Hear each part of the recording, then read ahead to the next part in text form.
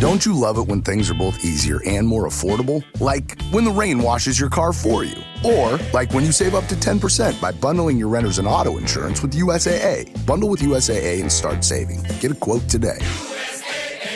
Welcome back to another edition of the Disney Dish podcast with Jim Hill. It's me, Len Testa, and this is our show for the week of Schmersday, March 31st, 2025.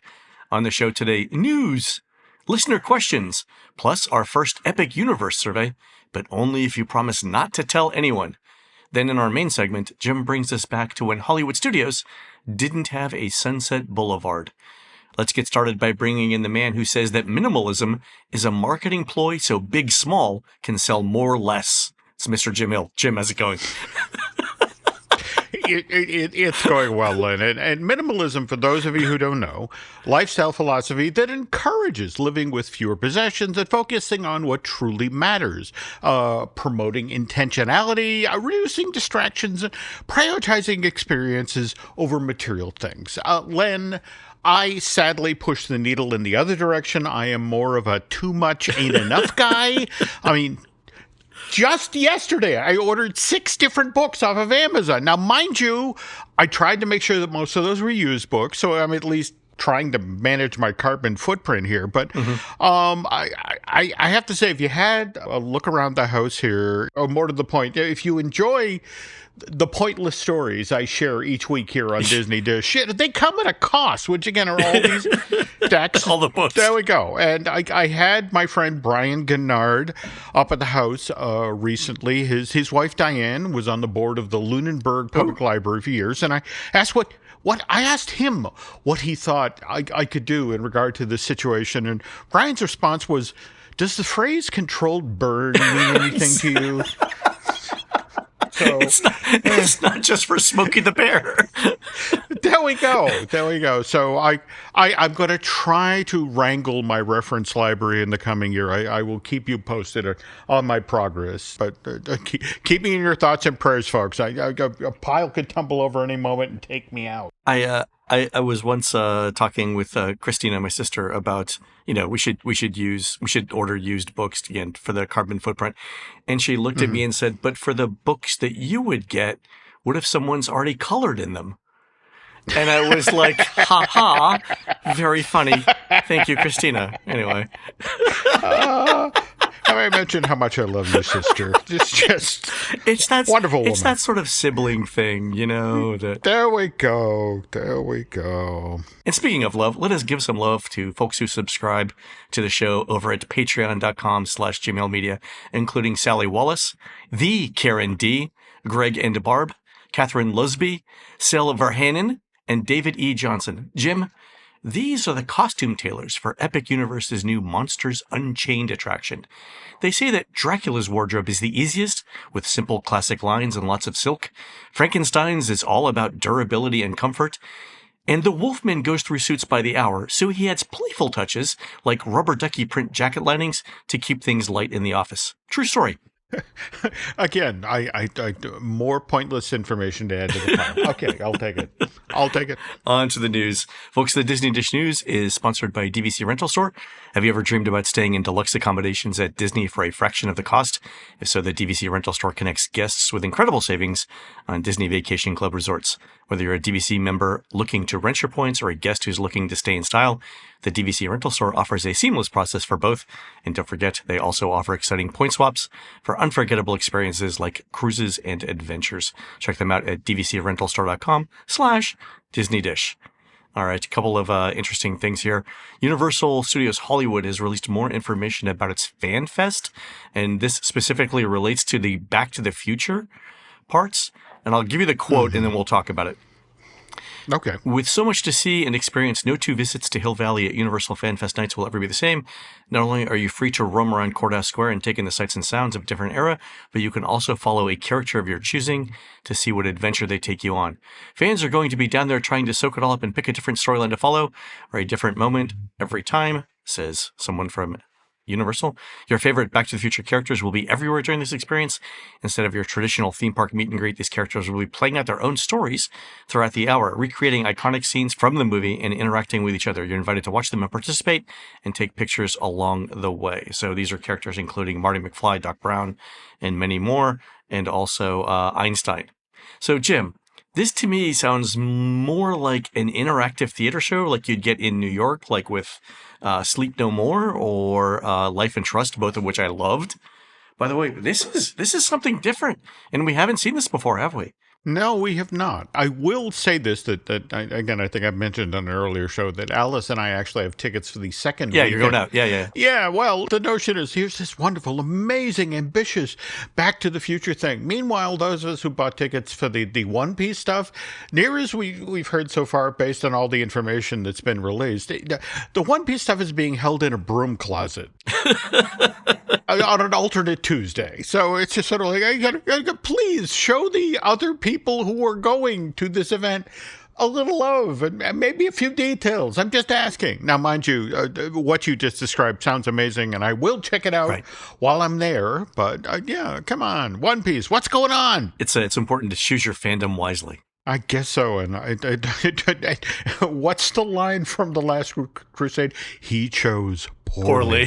So there we go. Exactly. All right. Over in Walt Disney World, we now have opening dates for Villains Unfairly Ever After and A Voyage of the Little Mermaid, Take 3. That is Tuesday, May 27th, 2025. So that's good. We've got opening dates for those. Is that Memorial Day weekend? It is. Okay. Memorial Day week. All Yeah. right. There we go. Okay. Also, Jim, Disney's said that the thing being built in the hotel in Epcot's Canada Pavilion is called Chateau de Voyage. And Jim, it's going to be a quick service that will feature seasonal food and drinks highlighting Canada's diverse and rich culinary traditions. Ha! Just kidding. It's a DVC sales office and a World Showcase Pavilion. Oh, God. Oh, God. God. So the wording of the announcement also includes something about guests being able to see a model room from the Island Tower at Disney's Polynesian Resort. And the wording on the announcement is not clear. Some people think that that the model room will be inside the Canada Pavilion, which led our friend BioReconstruct to text me to say, this is like putting pineapple on poutine, and you can have that one for free. Okay. Thank you. Thank you, Bio. Okay. Yeah, so the exact wording is vague. It's not clear that that's the case. I don't think it is, like for two reasons. One, I don't think the space is large enough in the Canada Pavilion for sales offices and a room model. And also, putting a Polynesian room in Canada would be dumb, and I don't think they're that dumb. We'll see. Yeah. I mean, the irony is what you described at the top, the seasonal food. Would it have been infinitely better? Well, no, the irony was, I want to say 5 or 6 years ago, this was an idea that they kicked the tires for. I mean, the notion was that you have the kitchen, you have the restaurant directly below there.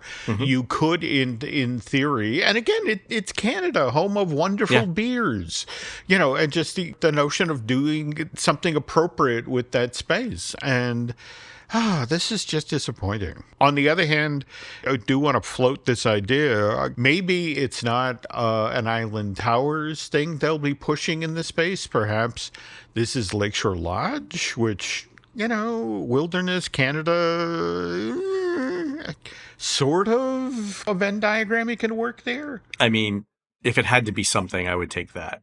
Okay. We'll see. But again, this is still disappointing to learn about. you don't put DVC sales offices in attractions. You just don't. That's a line. Anyway. On to better things. Buzz Lightyear in the Magic Kingdom is closing this coming August when it reopens in 2026. It'll have new ride vehicles, a new show scene, updated gameplay, and new handheld blasters. And the blasters, Jim, will have different colored LEDs so we can tell each other apart, which is even better. Ooh, I like that. Something else worth noting here. Next summer, we will be, 2026 is when Toy Story 5 arrives in theater. So one wonders if our new show scene is going to have a nod to that, the fifth film in the ongoing Toy Story saga, because there were so many unanswered questions from 4. And yeah. So we should, if we make it out to Emeryville, we should see what we can see from that. That'll be interesting. This is true. Okay. All right, Jim. Last little bit of Disney World news. A couple weeks ago, on the last earnings call or the last investor day, Disney CFO Hugh Johnston said that summer bookings in Walt Disney World were running ahead of 2024 levels, and just this last week, Bob Iger said that he was very, very happy with the pricing and the attendance in Disney's parks. And then this week, Disney, by my count, has released 6 different discounts for travel through the rest of the year. I'm sure there's some way to make all of that internally consistent in my head. I haven't figured it out yet, but let's go over what they are. Okay. Mm-hmm. So free dining is back. Minimum 4-night non-discounted stay and a 4-day park hopper ticket required. It's basically the end of June through the end of September, plus October 20th through November 1st, and then December 6th through the 22nd. So that's free dining for the rest of the year. Most of summer except for June. Mm-hmm. Also, a 3-day 3-park ticket starting at $284 per person with tax. That's actually cheaper than it was last year. Mm-hmm. So you can get one visit each to Epcot, Hollywood Studios, and Animal Kingdom. Runs April 6th through September 22nd. You have 5 days from whatever day you start to finish all 3 parks, and you have to visit each park. There are no repeats, although you can come and go on the same day within any park that you want. Okay. So slightly cheaper than it was. And then my favorite, kids 50% off tickets. So kids get 50% off their theme park tickets for visits between May and September, May 27th and September 20th. So this is standard park tickets that are 3 days or longer. Also, you get 50% off add-on options like Park Hopper. So, Jim, I was looking at this specific ticket. And Disney's done kid discount tickets before, and they've done them in May, but generally like May 1st through Memorial Day weekend, to your reference earlier. You have to go back to the aftermath of the 2007 and 2009 financial crisis to see Disney offering a better discount for kids. But even then, it wasn't all summer like this one is. This is basically kids half off all summer. Wow. I'm sorry. You pile all of these up on top of one another, and that's easy to read the tea leaves, Len. I don't care what Mr. Iger or the other gentleman said. This suggests very, very soft summer. If they're doing this now, I mean, this is March. Yeah, and that was the thing. So the kids 50% off thing, not only does it run all summer, whereas the last one ran for basically a month at a time. So it ran for a month in 2010, ran for a month in 2011, but it wasn't available this early. So the announcement came way earlier than it did before, and this one lasts a lot longer. There's one more discount. It's a late summer hotel discount. Save up to 30% for stays of 5 or more nights, or save up to 25% for shorter stays. And that's August 1st to the 11th, August 24th to September 14th. And then late September the 28th through mid-October the 11th. So the interesting thing is you can actually combine some of those discounts. You can combine the hotel discount with the kids' 50% off tickets. You can't combine free dining with any of that. But you could conceivably do a 3-day 3-park ticket, a kids' 50% off ticket, and the late summer hotel discount, I believe. I'm going to be fascinated to see the ad campaign that they use to support this. I mean, this has all been announced this week, right? So yeah, all on the last couple of days, yeah. Okay, you have to assume that in the next week to 10 days, you're going to see a national television campaign to support this. But how do you compress all of this information into a 30 or 60-second ad? Wow. I mean, it's going to have to, my sense is they'll rotate the different ads and see which ones work better. But this, to me, I mean, they're throwing the kitchen sink at summer, it looks like here, right? Yeah. And okay. And as our buddy Mr. Schul keeps saying it, but Bob Iger isn't concerned about Epic Universe at all. At all.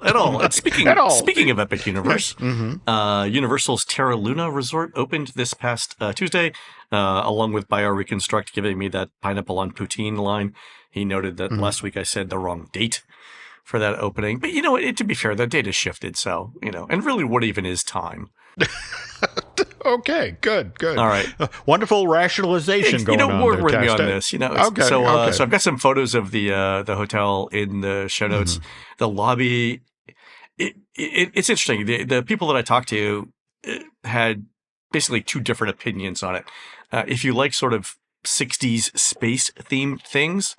It's gorgeous, and if you don't, it's not. I tend to love it. It's got like swoopy curves like you used to see in the 60s. It's got a gorgeous terrazzo floor, which I love. I love that kind of flooring.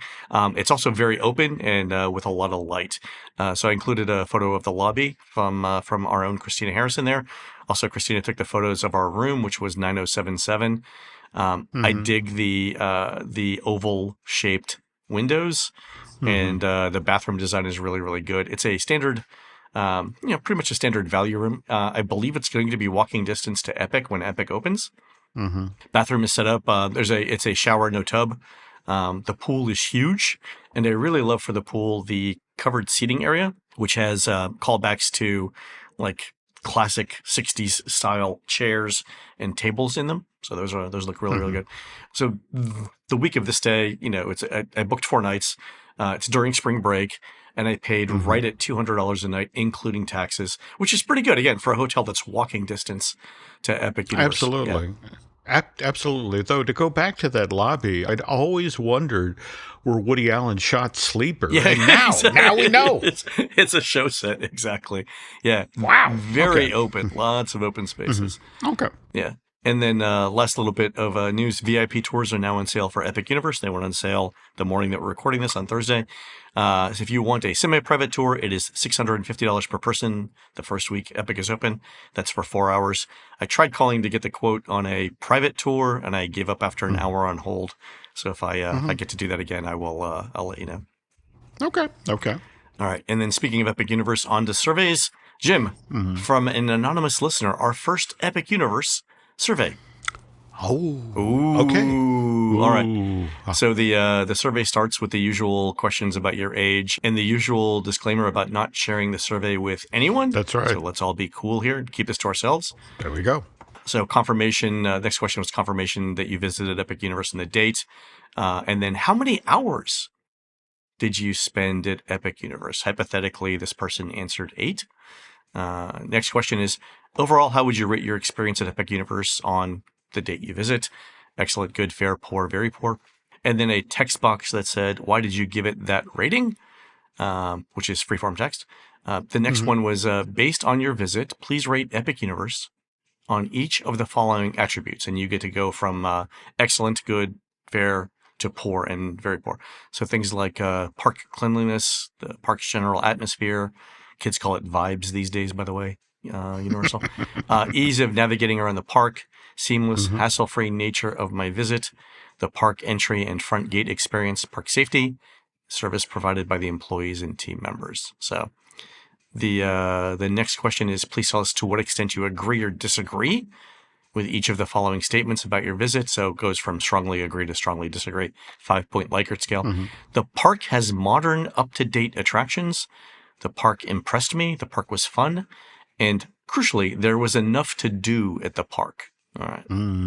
Okay. All right. Okay. And I want to point out that so far, none of these questions are super different than any other survey we've seen. But, Universal is in the process right now of testing out the rides. They're testing out ticket admission and stuff like that. And part of that is you got to test the back end survey stuff, too, to make sure that that's going to work. Oh, true. On the day that it's open. So this is what this is, right?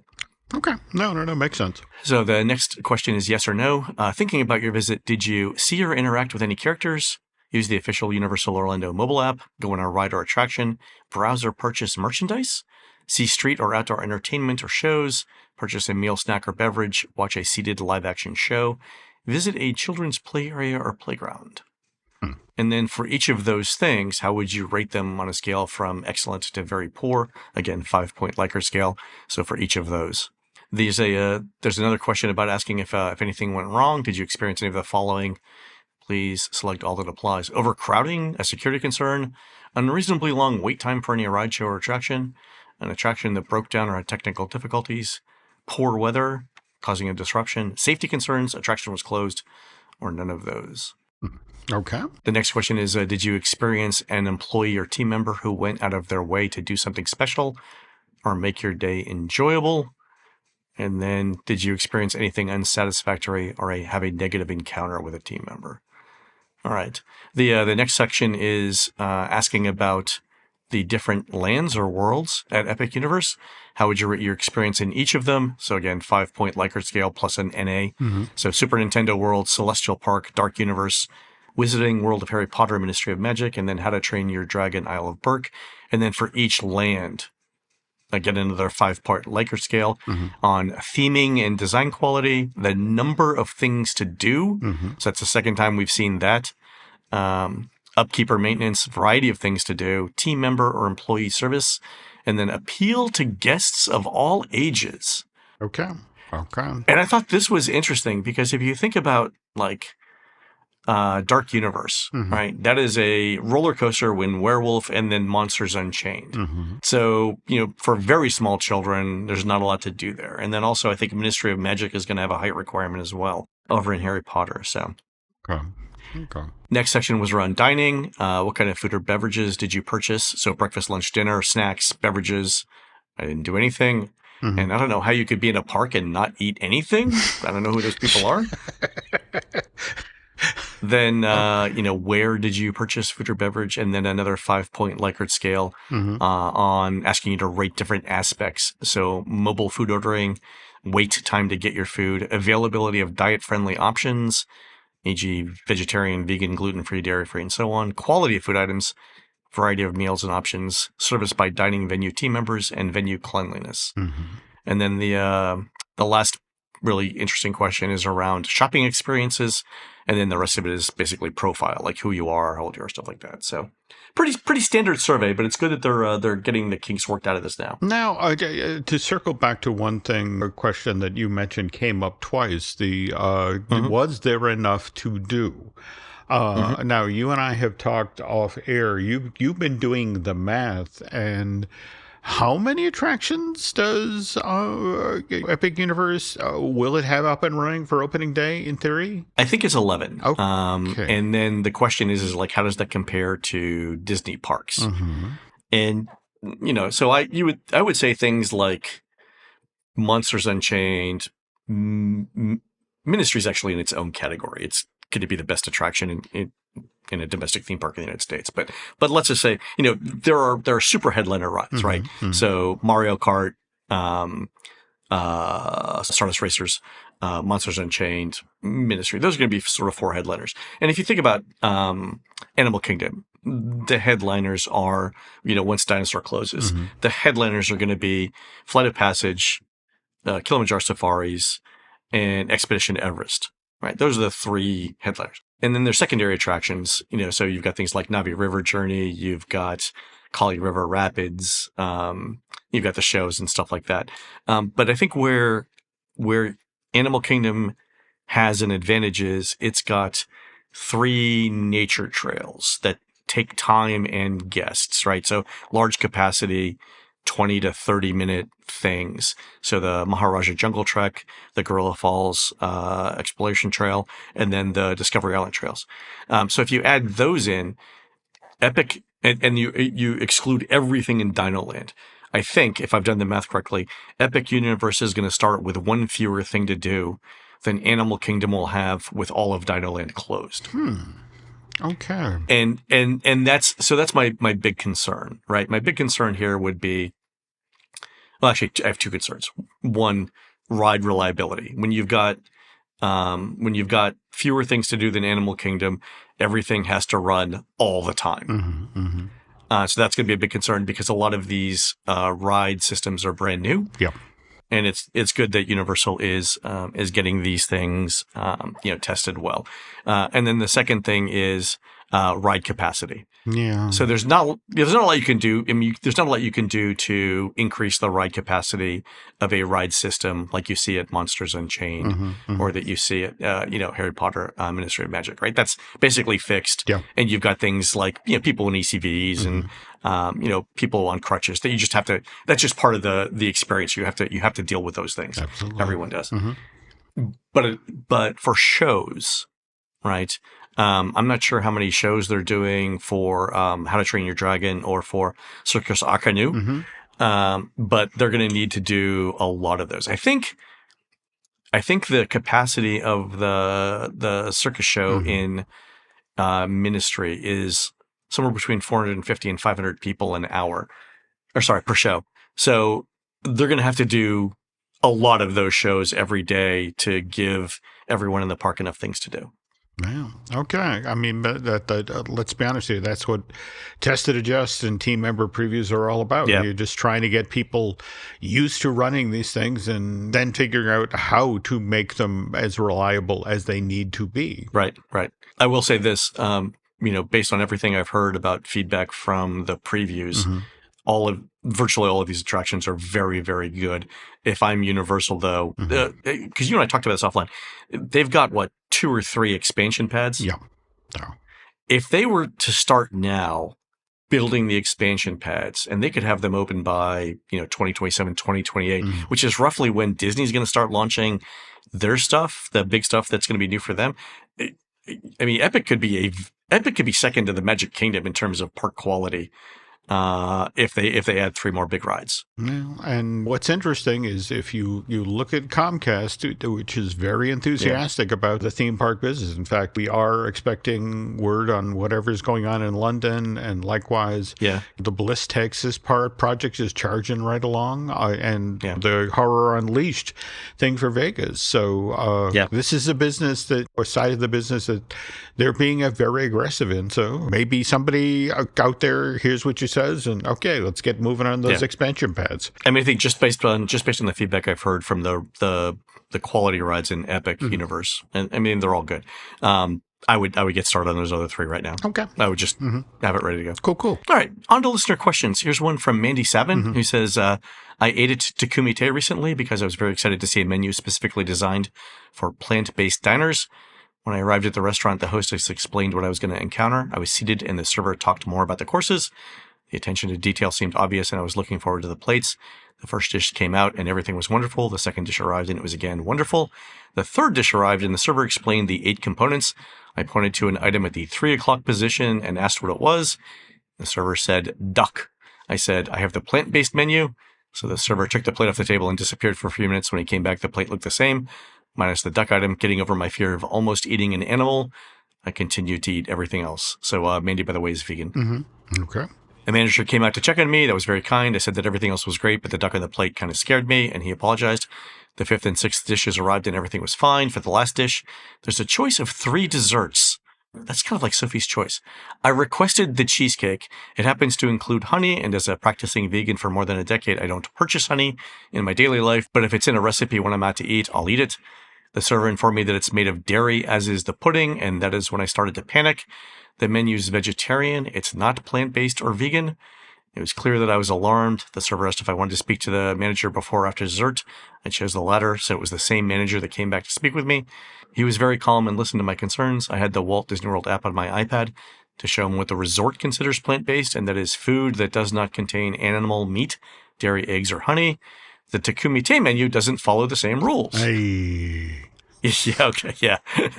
Question the first, right? Yep. They're a third-party owned and operated establishment, but how is a restaurant on property not following the same rules? How is the menu not approved by the resort before being served to guests? I realize the first course is written on the menu lists an egg yolk vinegar. I thought it was a plant-based egg yolk, which I make frequently at home with tofu and turmeric. And by the way, Laurel makes it the same way here. So I ate egg. I was heartbroken. I also assumed that tofu is fried in a shared fryer because I remarked how much it tasted like chicken. If someone walks into the restaurant with the Epcot Flower and Garden Festival guide and knows what they've been eating in the park with the little green leaf, means it's truly vegan, and the menu of Takumi Te has printed plant-based on top of the menu, one would assume it means the same thing. The restaurant's so into detail that the 2 hostesses, 2 emails, and a server informed me of the prices before I even started. So how does the menu get this so wrong? Oh, boy.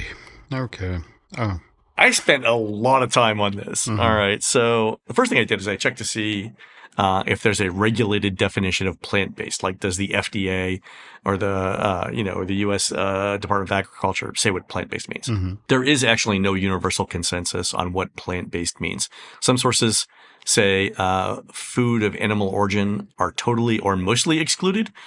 And by mostly excluded, that means that some food of animal origin could be on a plant-based menu. But Disney says that plant-based means, quote, made without animal meat, dairy, eggs, or honey. And they're made with ingredients that come from plants, including grains, vegetables, fruits, nuts, seeds, and legumes. Plant-based items will be noted with a green leaf icon on printed dining menus and menu boards. And that's kind of true, Okay.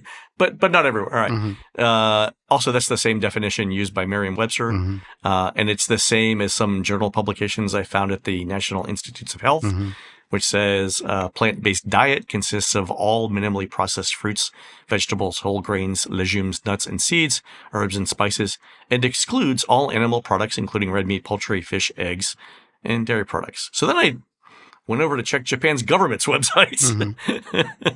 And Japan's Consumer Affairs Agency, you have to translate it, but says plant-based foods are characterized by the fact that they use plant-derived ingredients to resemble livestock or seafood products. So, okay, there's not a consensus. It's not universally agreed on. But Disney and Japan both say plants are plants and animal products aren't plants. So I think this is a legitimate complaint. And this is something that, and I know Disney listens to this and they will take action on it, but we should have more clarity on that menu there. Yeah, I mean, and just I feel for Mandy because it was like you had that much interaction at the top, and you were proactive during the meal, and geez, for this to happen. Yeah. And again, the other thing is you want to be a decent human being. You don't want to be that jerk that is making the wait staff or the folks back in the kitchen jump through hoops.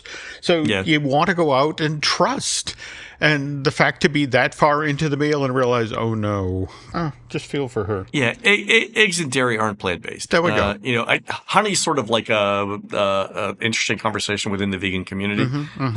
But clearly, the menu says plant-based and it's not entirely plant-based, right? And I actually included a copy of the menu in the show notes that Mandy helpfully provided. So yeah, let's hope that Disney gets this fixed. Okay. Yeah, here's hoping. Yeah. Next email is from Brent Schock, who says, "First, I love the series on reflections. Thank you. All right, our 12-power extravaganza got some positive press. Hey, we're one to the good. Okay, cool. All right, there we go. All right." And Brent says, on this week's episode, when discussing the cheaper version of Takumite, you mentioned that it was one of the 3 best restaurants on Disney property, but you didn't tell us the other 2. I assume one of them has to be Victoria and Albert's, but what's the third? All right, so yeah, Victoria and Albert's is I think the best restaurant on property. I checked the Showing Plans and Unofficial Guide reader ratings right before the show. It is currently sitting at 100% approval rating. Takumite is at 97 or 98%. That is my number 2. And the third choice is always tough because it's like picking a favorite child. You have one, but you're just not supposed to say it out loud. Okay. I would say it's Citrico's. Interesting. Okay. Yeah. But readers also rate very highly Chico, Sanaa. Even Raglan Road is up there too. So there's a lot of places where, if it's got an approval rating of above 95% and you don't like it, again, assuming the menu is correct and they're not telling you plant-based when it's not, right? If it's 95% above and you don't like it, you might have some self-examination to do. It could be you. It could be you. That's what I'm saying. Oh, yeah. All right. Look in the mirror. There we go. Okay. First question I have to ask is, was it me, right? All right. Last question from Ben Wrench, who says, "My dear Mr. Testa, not all suffer as you getting into the fancy new Magic Kingdom DVC lounge. The current Mrs. Wrench, who like a Jedi craves not these things, only had to wait 15 minutes this past Thursday afternoon. Good news for all." Wow. So maybe that's it. Maybe I went into it with the wrong attitude. Like I needed to not be concerned. I need more Zen-like calm in my head. Speaking of the wrong attitude, to address one spouse as the current Mrs. Wrench, Ben, that's a good way to end up buried in the backyard. I'm just saying. It's like, wow. We're going to get a letter in 6 months. It'll be from the current widower Wrench. There we go. There we go. Oof. Have you seen that? We haven't seen it since your letter. Okay. Right. We're going to take a quick commercial break, folks. When we come back, Jim reminds us of what Disney MGM Studios was like before Sunset Boulevard existed. We'll be right back.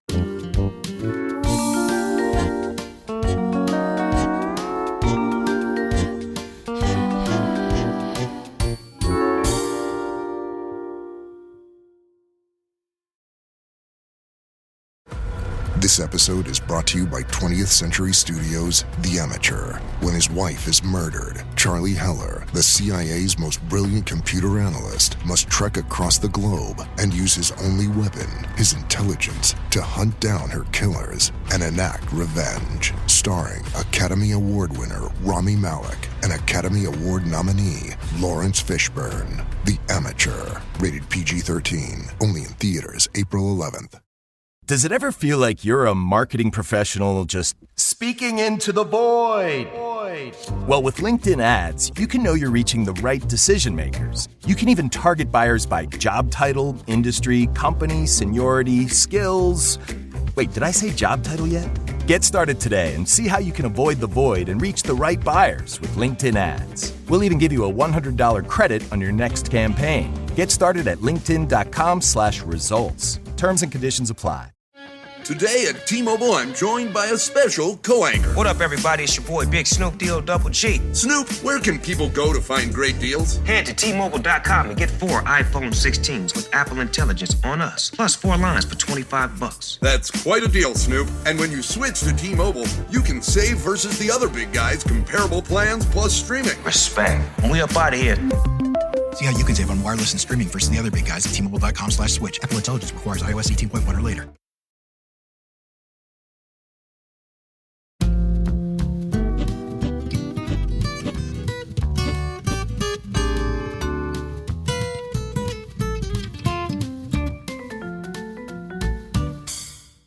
And we're back. All right, Jim, I love this topic for 2 reasons. One is when we were discussing it, doing the research for it, I forgot that there was a time where Disney MGM Studios didn't have Sunset Boulevard. I thought it opened with the park, and that is me just misremembering. Yeah, I mean, what was interesting is MGM expanded so quickly. Remember, the park opens May 1st, 1989, and by the first week of August, Michael Eisner, in an interview with the Orlando Sentinel, because remember, the first summer is that year when the parking lot would open at 8, and by 8:30 it was full. Right. And there were 2 and 3 hour long lines to get into the Great Movie Ride. And so, again, first week of August, Michael Eisner is announcing that the park will be, well, the phrase he used specifically was the entertainment side of the park will be doubling in size within 3 years. Wow. And he said, and we will have an announcement in the coming weeks. And what, of course, people didn't realize is Michael saying this the first week of August of 1989.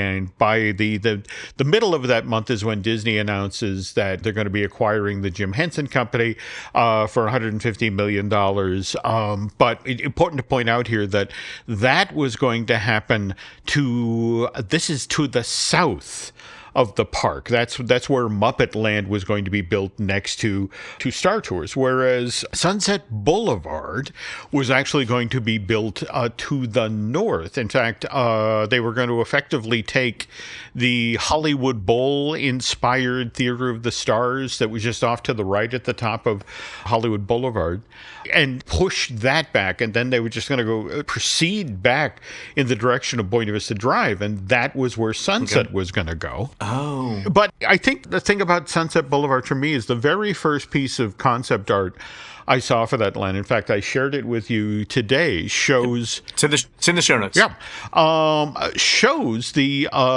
red car. Yep.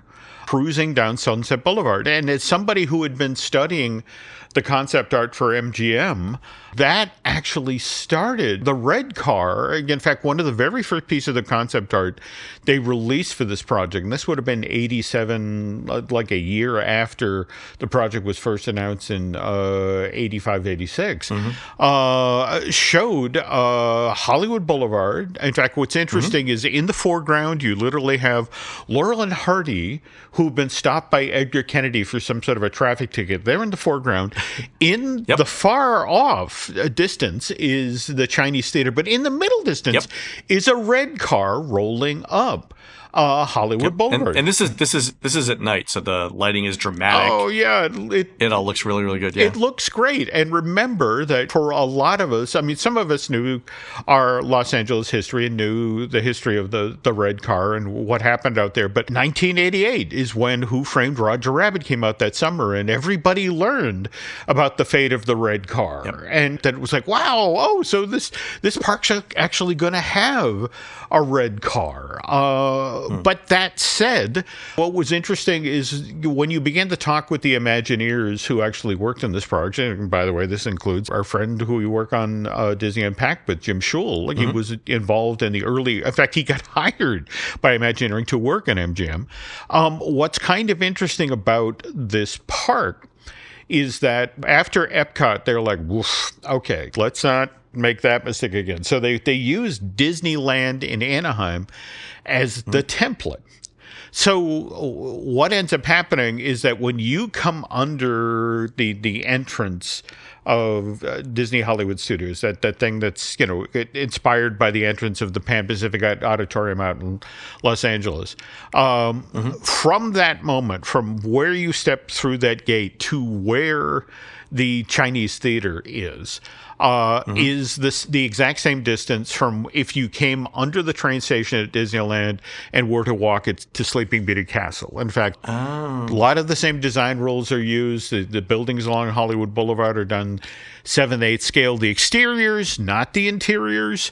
But the key difference is, if you remember when you step into Disneyland Classic in California, you're in Town Square. Right. And you have the park in front of you, and you have the City Hall off to one side and the Main Street. Yeah, it's like a big city block. There we go. Okay, but the interesting thing is that the Imagineers, when they were designing, Disney MGM, Disney's Hollywood Studios, however you want to call it, the notion was, well, now wait a minute. We want you to, when you come through that space, to understand that once upon a time, Hollywood became the movie-making capital of the world. In fact, at the end of the street, you can see what it became. You can see the Chinese theater. Yeah. But when you come through that entrance, we want this small. We want this tight because we want you, for example, to be able to see to your left. That's Sid Cahuenga's. Once upon a time, there were residential homes on Hollywood Boulevard, and also. Oh, okay, cool. All right, so we're way back in Hollywood. We're back in the. Yeah, totally. And then to your right, you have Oscar's Super Service, because again, people had homes, they had businesses, and then, but in front of you, to give you a sense of magic, you still have the Crossroads with the pie-eyed Mickey in the front. And again, in kind of the fun reveal, only when you walk around Crossroads do you get your first real clear shot of the Chinese theater and go, oh, that looks cool. Of course, there were 10 years or so that there was a giant hat in the way, but we won't talk about that. Laurel and I were in the park this weekend, and she specifically said that she would prefer to have the hat as the icon of the park again. Okay. And she was like, why don't we just put it out in front of the entrance, like in that area between the ticket booths and the boat launches? Like, put it out there. Once upon a time, there was, for the 100 Years of Magic, there was a version of the hat that was, in fact, going to be outside of the park. But and what was interesting is under the hat was going to be the museum that's inside the park, the 100 Years of Magic. One Man's Dream. Yeah. But the interesting thing, to sell the idea that this is the Sorcerer's Apprentice hat, you would have had the cone-shaped hat sticking up out of the ground, but to either side of it, there would have been two small Ferris wheels that guests could have ridden in. That would have been the Mickey ears. Oh, that'd have been nice. Okay, so go back to the park entrance. Is the smaller scale of the studios why we don't have like a Main Street trolley or whatever the equivalent is? That's it exactly. Because the area between Sid Cahuenga's, Crossroads, and Oscar's Super Service is so tight. In fact, think about what happens when they have a parade in that park. Yeah. It doesn't actually go around the Crossroads. It hangs the hard right. If it's coming from inside the park or if it's going out into the park, it hangs the left and goes up Hollywood Boulevard. So that street just could not handle a red car. So the notion was that You want to have this in the park. So tell you what, when we finally get around to building Sunset Boulevard, and remember, they break ground, that they make the announcement that this 3-year expansion is going to happen in 89. So by 1990, they've begun breaking ground. But what's interesting, Len, and we'll talk about this in a moment, I managed to get a hold of the 1989 plan, August of 1999, the site plan for what Sunset Boulevard was originally supposed to do. And when we get back, we're going to climb on the red car and take a trip up that street. Fantastic. But first, this. I can say to my new Samsung Galaxy S25 Ultra, hey, find a keto-friendly restaurant nearby and text it to Beth and Steve. And it does, without me lifting a finger. So I can get in more squats anywhere I can. 1, 2, 3. Will that be cash or credit? Credit. 4. Galaxy S25 Ultra, the AI companion that does the heavy lifting so you can do you. Get yours at Samsung.com. Compatible with select apps. Requires Google Gemini account. Results may vary based on input. Check responses for accuracy. This episode is brought to you by Walmart. New beauty is in bloom at Walmart, and it's all about springtime radiance. From Drybar, Tula Skincare, and hundreds more available online, Walmart has the premium brands you want and this season's on-trend products for flawless, glossy hair and hydrated skin.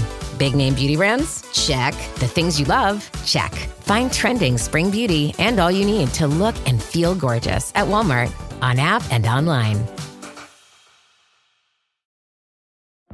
Pepsid Complete knows that food is one of the best parts of game day. That is, until heartburn strikes. Thankfully, just one chewable tablet of Pepsid Complete provides dual-action heartburn relief with an antacid that starts working instantly and an acid reducer that lasts all day. So you can stay focused on that second helping of chili without worrying about heartburn. All day based on 8-hour symptom relief studies during the day. Use product only as directed. And we're back. Okay, Len. So again, this is the plan as of mid-August 1989. And again, remember, Michael Eisner has just announced the entertainment side of Disney MGM will be doubling in size over the next 3 years. Yep. And by the way, a fun fact about the orientation of the park, and this, again, didn't know about this till just recently, but the Imagineers, again, we talked about how Muppet Studios was to the south, Sunset Boulevard was going to be to the north, but the orientation of Hollywood Boulevard, the drives street, me crazy. Go ahead. Okay, but it's east-west. Yes. All right. But it was actually a deliberate choice because it meant that if you were arriving at the park in the morning, the sun was hitting directly on the Chinese theater. And it was just even without the nighttime dramatic lighting, it's like, oh, look at that wonderful thing in the distance. We should go to that now.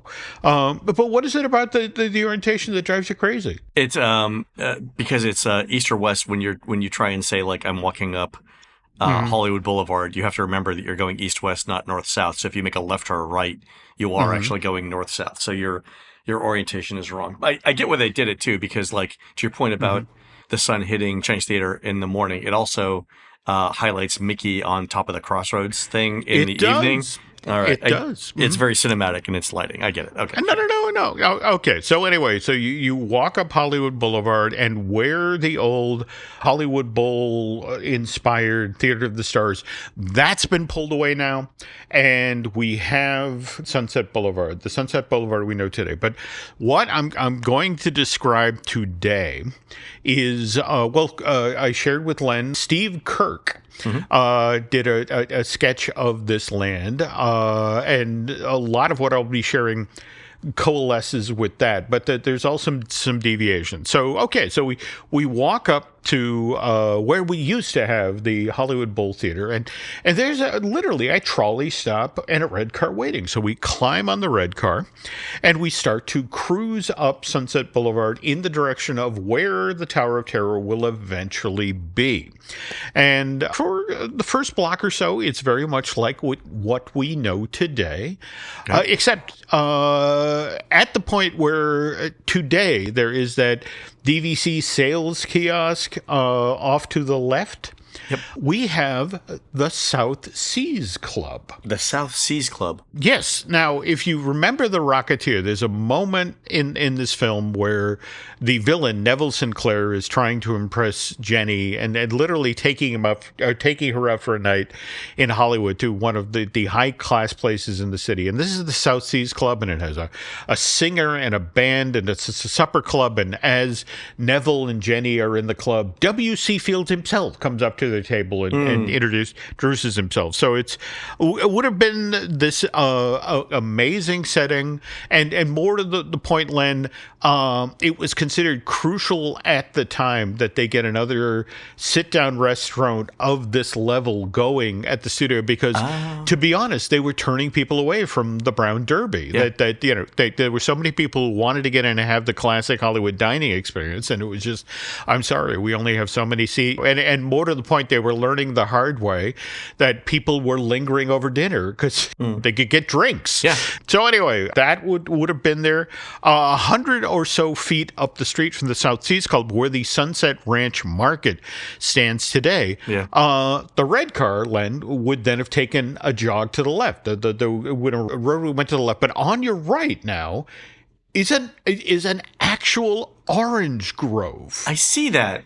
And so orange trees, real orange trees. Well, now, what's kind of interesting about this is that if you read Hollywood history, and by the way, this persisted as late as the 40s and the 50s, because I remember my former father-in-law, Terry Smith, used to talk about how as a kid he'd drive into L.A., and you drive into the city, and this smell of citrus would hit you, because, again, there were still so many orange groves in town, and especially in the spring, that when the orange blossom kicked in, it was just this very distinct fragrance. So the notion, the Imagineers had read that, and it's like, we want to replicate that. So we were going to put an actual orange grove in here because it's significant for a certain time and date in Hollywood history that not everything had been developed. Right. The thing I like about that idea of having the orange grove there is if you look around it, you've got a date shake place. By the way, if you haven't had a date shake. Yep. From Shields in Palm Springs or Indio. Amazing. Yep. Also, you've got a Tale of the Pup hot dog stand. There you go. I mean, the classic L.A. You want to get your hot dog from a building that's shaped like a hot dog. Exactly. And by the way, the Imagineers did not give up on the date shake idea. If you remember DCA, Bountiful Valley Farm, they served date shakes, and sadly, it was one of my favorite named buildings in the place. It was the San Andreas Shakes. So... But you could have used the orange grove. You could have put picnic benches under the trees. Because you know, like right around Anaheim Produce right now at the end, they have seating, but it's covered seating and it's trellises. They could have done the same thing with orange groves. All right, fair.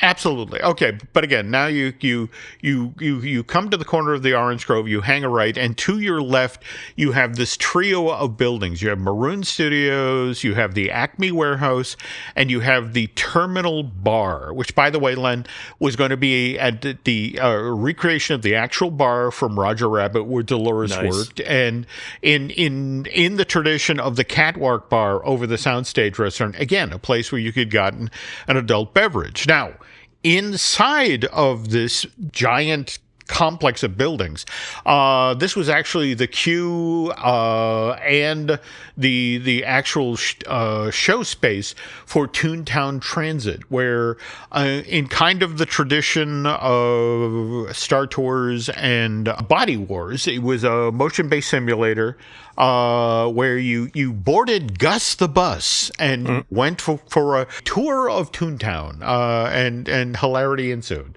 Okay. But anyway, what was interesting is because the Terminal Bar was supposed to be the barn where the red car went at the end of the day. It actually stopped there. You could get off, and the interesting thing is that if you got off there, you could do Toontown Transit. You could also walk over to what was known as Mickey's MovieLand, which was a recreation of the Disney Hyperion Studios. And this was going to be an interactive walkthrough and again, aimed more at small children because that was the one knock of, in fact, it's interesting. The very thing you just brought up about Epic Universe earlier in the show. Small children, yeah. There we go. That was the one knock on MGM is for summers. Well, there's not really a lot here for small kids to do. So this was going to be largely interactive. But then further up the block, in the position today that we normally associate with Tower of Terror, was going to be Dick Tracy's Crime Stoppers. And is that the thing that's in front of the Tower of Terror in this? There we go. Oh, that's Dick Tracy. Interesting. Okay. Yeah. And this was the thing that was supposed to lure you back to this abandoned factory that had been built along the waterfront, were two giant smokestacks that one was going to say Dick and the other one was going to say Tracy. But it's like, okay, that's where I need to go in the park to experience this interactive thrill ride where you're leaning out of the window with a Tommy gun blowing things up. Things were different in the 80s. There we go. All right. So if you stayed on the tram tour, again, we make a right, and we're now headed back down Sunset Boulevard. But to our left is Baby Herman's Runaway Buggy Ride, which is going to be this park's equivalent of Mr. Toad's Wild Ride. Right. You're riding through the corridors of St. Noah Hospital trying to escape some rather aggressive nurses. And the other thing that's worth noting, Len, is that if as we head back to where we got on the red car at the top of where Hollywood Boulevard met Sunset, off to the right, we could spy the Ghost Writer attraction. And the gimmick of Ghost Writer was, it was sort of inspired by the Spirit Lodge attraction at Knott's Berry Farm. It was basically a show that was done entirely using Pepper's Ghost, and the idea is it was supposed to explain the importance of a well-crafted script for a successful film. And the idea was... okay. That's great. It's a great idea. It was a writer sitting at his desk, but characters kept popping out of filing cabinets or that sort of thing. So a fun idea for a show. But anyway, it was a full street of shops and retail and attractions. And as you mentioned, date shakes and Tale of the Pup. And all right, so why didn't we get that? Well, to be honest, remember, the plan gets announced in August of '89. This is the plan that's being sussed out, but a lot of what's about to happen is keying off of 3 films: Who Framed Roger Rabbit, Dick Tracy, and The Rocketeer. 3 films, one of which did well. There we go. All right. Yeah, okay, great. Yeah, and that's a problem. Right. Dick Tracy came out in June of 1990, didn't meet Disney's expectations. Rocketeer came out in June of 1991. Has since gone on to be a cult classic, but did not connect. And then, of course, in the same window of time, Steven Spielberg and Disney begin to have disagreements about what's best for Roger Rabbit. And that combination of factors, coupled with the fact that Disneyland Paris opens in April of 1992 and immediately begins running into financial and not meeting, certainly the projections for the hotels. I mean, they suddenly get saddled with debt and lots of debt. And Michael Eisner suddenly gets cautious. And then it's like, do we need lots of shows and attractions, or do we just need one? And exactly. And that's how we get to Tower of Terror. And so many things fall off the table, including the red car. Though what's interesting to note, we did actually get one red car on Sunset Boulevard. It's a merch cart.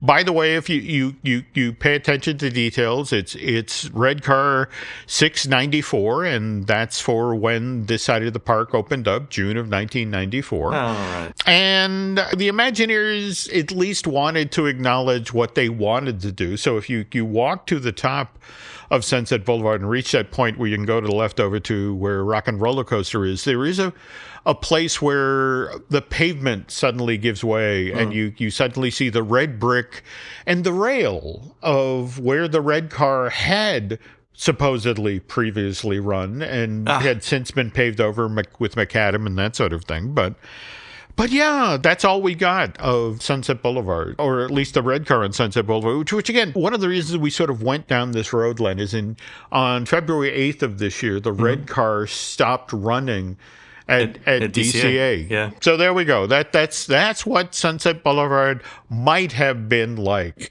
if a few films had done better at the box office and if Disneyland Paris hadn't suddenly been saddled with billions of debt. So, all right, I've got the concept art in the show notes as well. Okay, that is fantastic. Yeah, I mean, I love the history because when we proposed it, I had always, I guess, misremembered that Sunset Boulevard was always a part of Hollywood Studios, and it wasn't. There we go. Yeah, but again, what's fascinating is that if you think about the Hollywood Bowl Theater that effectively just got pulled up the street. Yeah, and I mean, it's been doing Beauty and the Beast forever. Yep. And there are, I mean, two huge theaters right there. There's Fantasmic and there's the Theater of the Stars where they do Beauty and the Beast. And I forgot how far back Fantasmic goes, but we watched it the other night, and that's a good 5 to 7 minute walk to get all the way back there. Yeah. That is true.